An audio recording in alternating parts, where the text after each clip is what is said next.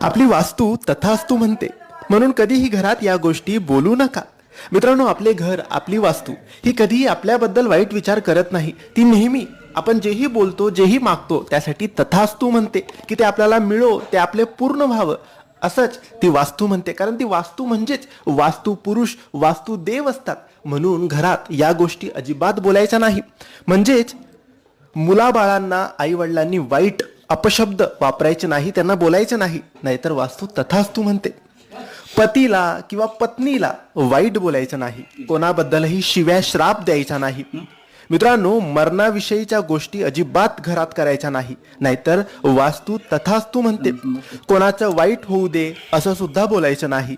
कोणीतरी मला सोडून जावं किंवा तू सोडून जावं किंवा हे नातं तुटावं किंवा काही अपशब्द असं कधीच काही बोलू नका, नाहीतर वास्तू तथास्तु म्हणते.